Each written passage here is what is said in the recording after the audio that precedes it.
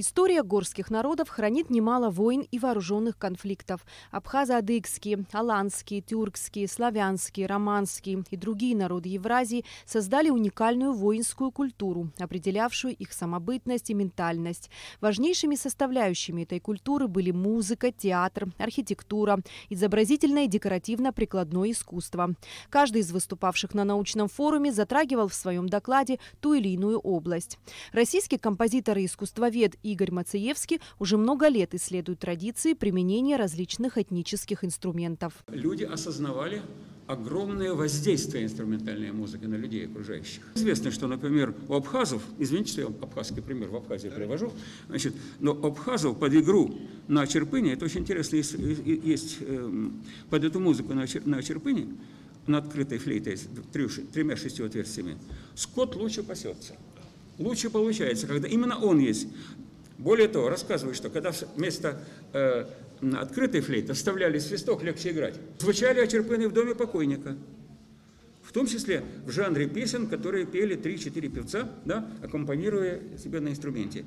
Еще верили, играли у больного в Абхазии, и играли на абхерце, смычковый инструмент, веря, что силой его звучания будут отогнаны злые духи. Археолог Олег Бгашба рассказал о своем открытии, сделанном еще в 70-е годы. Абхазские дамасские мечи, относящиеся к 3-4 векам нашей эры.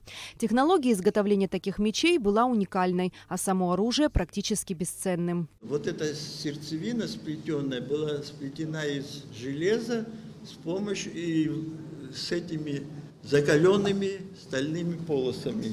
А на сплетенную вот эту девичью косу, вот эту основу, еще наваривались лезвия. Лезвие закаленное, резко закаленное лезвие, как бритва. Важно отметить то, что температура плавления, каления стали и железа различные. Поэтому нужно было мгновенно их сварить. Директор Абеги Арда Ашуба в своем докладе «Традиционное музыкальное искусство как метод воспитания у абхазов» рассказал, как детей в Абхазии с раннего детства приобщали к обычаям и истокам народного искусства. Война войной, но всегда были мудрые люди, всегда создавали, сохраняли искусство. Не только умели воевать, но умели сохранять свою идентичность. По большому счету и моя тема близко к этому, не имея в Абхазии ни музыкального института и училища, как в наше время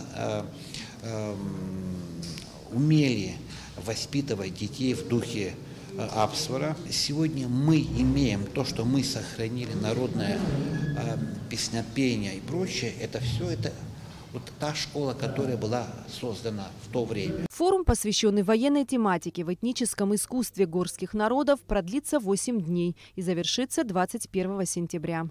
Эсма Гуландзе, Алексей Гухава, Абхазское телевидение.